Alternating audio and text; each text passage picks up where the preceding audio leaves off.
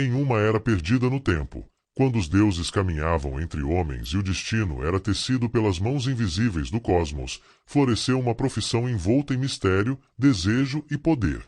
Era um período em que o amor não era apenas afeição, era força. E a paixão, quando despertava, moldava cidades, destruía reinos e reescrevia histórias.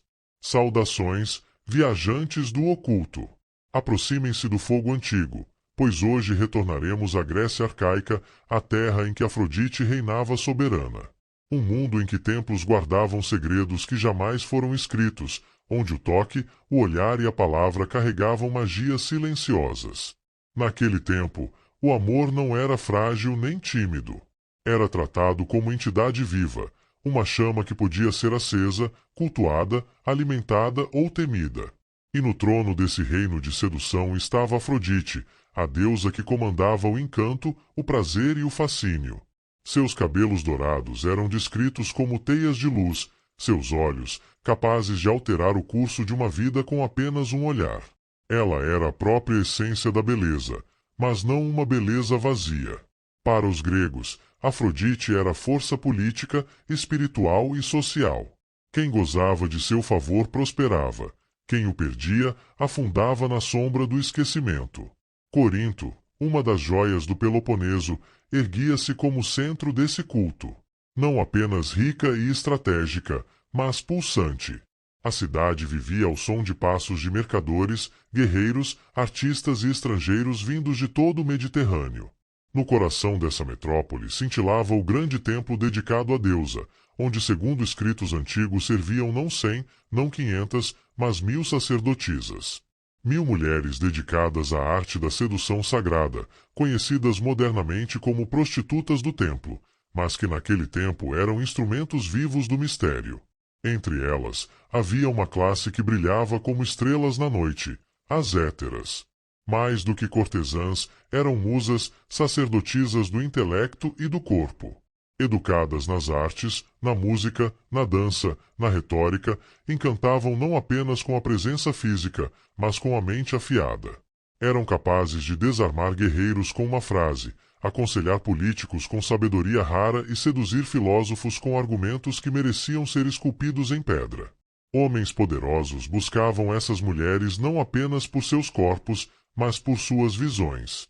E decisões que moldaram cidades foram sussurradas em festas, em banquetes, em alcovas discretas onde héteras reinavam com graça e astúcia.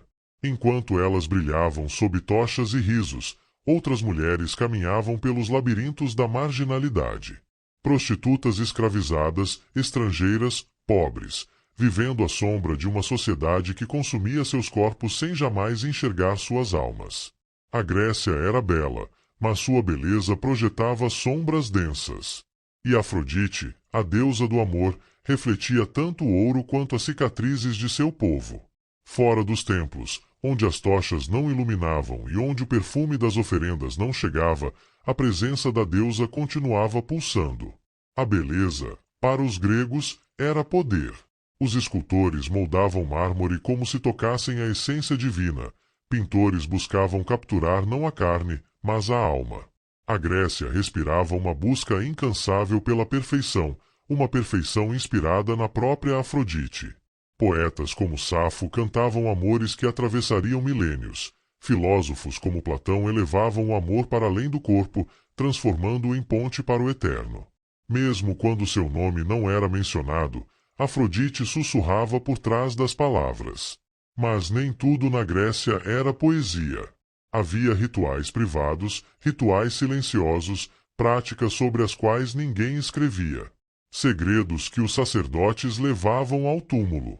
Cerimônias que misturavam fertilidade, devoção e simbolismo de formas que hoje só podemos suspeitar. E ainda mais profundo era o mistério dos casamentos espartanos.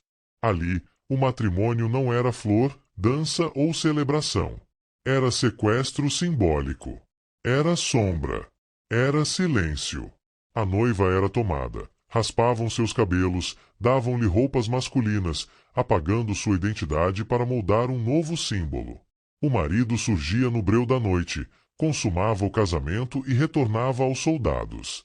Assim nascia a união, um rito de iniciação, uma ponte entre o humano e o selvagem. Alguns estudiosos dizem que era uma forma de transição para guerreiros criados entre homens.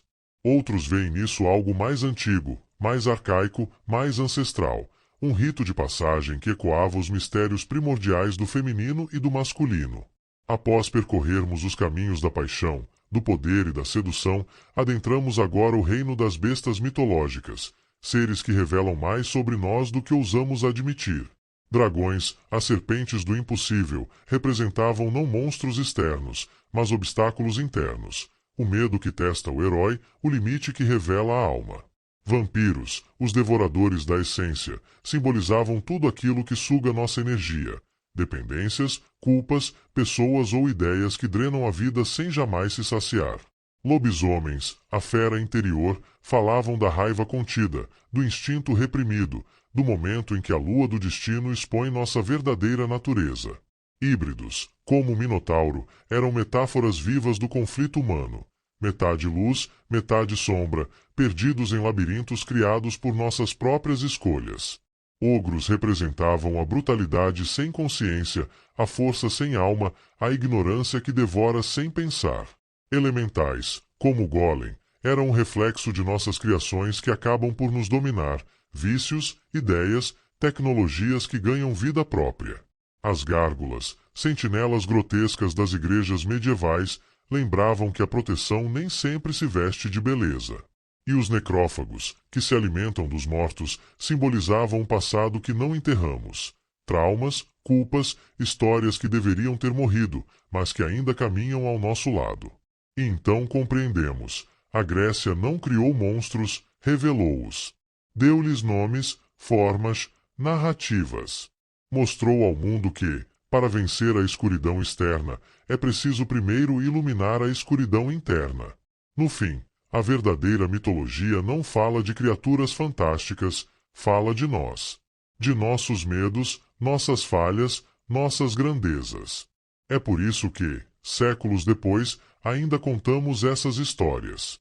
Ainda tememos dragões. Ainda sonhamos com vampiros. Ainda trememos ao ouvir uivos na lua cheia.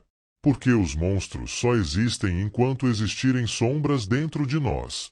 E a luz só vence quando temos coragem de encarar o que mais tememos. Assim encerramos, por agora, nossa travessia pelos corredores místicos da Grécia Antiga, um mundo onde deuses inspiravam, héteras encantavam, templos guardavam segredos e monstros revelavam verdades que o tempo tentou silenciar. Mas lembre-se, viajante, nenhuma história termina realmente. Ela apenas aguarda o próximo espírito disposto a ouvir. Até nossa próxima jornada. O fogo continua aceso. Sempre.